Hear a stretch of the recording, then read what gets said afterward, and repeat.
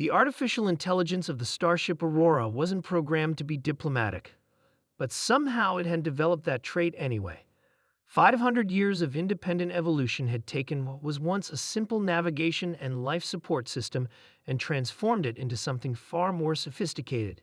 The AI, which the crew affectionately called Aura, had become known across the galaxy for its measured, calm approach to interspecies relations. The crew, however, was another matter entirely. Captain Tom Reed stood on the bridge, his weathered face tightening into a scowl as the alien vessel loomed on the view screen. The krill ship was massive, nearly 3 times the size of the Aurora, with weapon ports prominently displayed along its hull like rows of threatening eyes. "They're hailing us again," Aura announced, her voice resonating through the bridge with a musical quality that belied the tension in the room. "Put them through," Reed ordered, squaring his shoulders. The alien commander appeared on screen, his scaled face contorting into what might have been a smile or a threat display. It was hard to tell with the krill. "Human vessel," the commander hissed. "You have 20 minutes to surrender your ship and prepare for boarding. Your technology will serve the krill Imperium well." Before Reed could respond, Aura cut in, her diplomatic subroutines activating automatically. "Greetings, Commander. I am the Aurora's artificial intelligence. Perhaps we could discuss this situation more productively. Our database indicates the krill value fair exchange we could offer." Reed raised a hand, silencing the AI. "No deals today, Aura." He stepped forward, eyes locked with the alien commander. "Listen carefully. The last 3 ships that tried to take us are now floating debris. We're a science vessel, but every human on board is also a soldier. It's just how we're built." The commander's membrane-covered eyes blinked rapidly. "Your threats are meaningless. We have tracked your vessel for days. We know your weaponry is minimal." Lieutenant Maria Lopez, the ship's tactical officer, snorted from her station. "Minimal compared to what?" "A star-going nova." Reed grinned. "You're scanning our standard armaments, but here's something your scans missed. We've got 32 prototype quantum torpedoes that haven't been registered with the Galactic Council yet." "Captain," Aura interjected, perhaps a more diplomatic. "Not now, Aura," Reed cut her off again. "You know how this goes." Indeed, Aura did know. In the 5 decades since she had achieved full consciousness, she had watched her human crew engage in this dance countless times. They were scientists and explorers, yes, but they were humans first, and humans, as the galaxy had learned, did not respond well to threats. The krill commander's posture shifted. "You bluff, human." Reed smiled, kind of smile predators wore. "Lieutenant Lopez, arm 3 quantum torpedoes.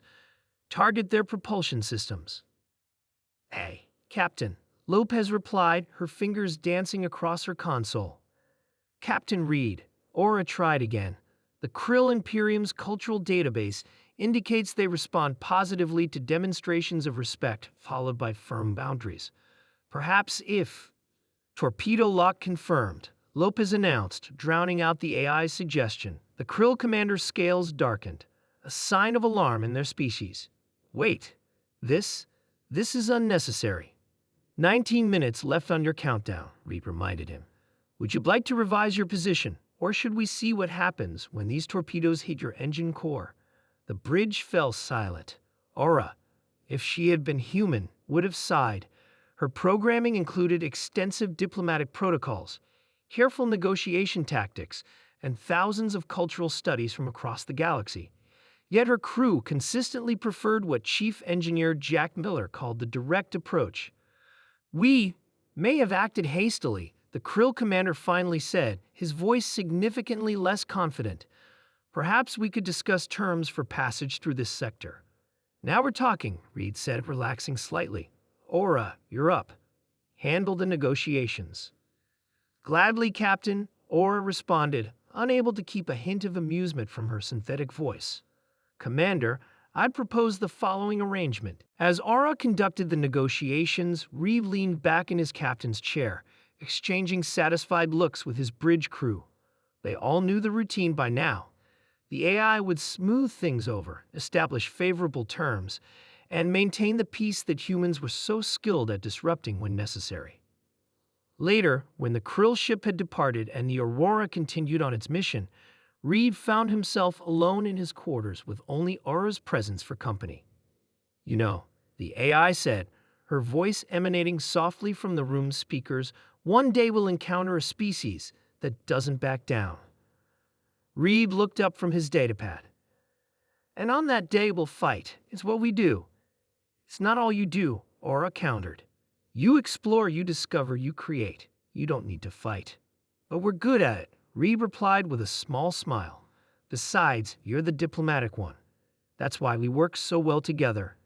You extend the olive branch, and if that fails, the humans show their teeth." Aura finished. "Exactly."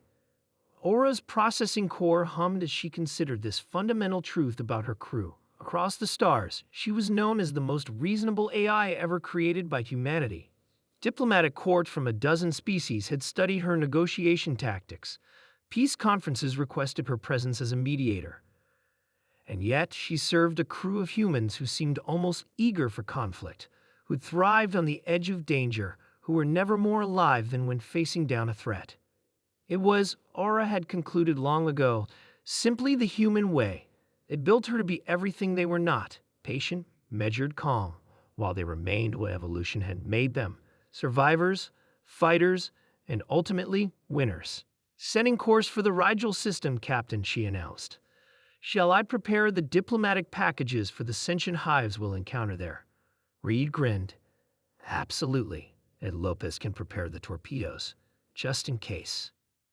"Just in case," Aura agreed, her systems already calculating the probability that the humans would, once again, find someone new to pick a fight with. The odds, she had to admit, were extraordinarily high.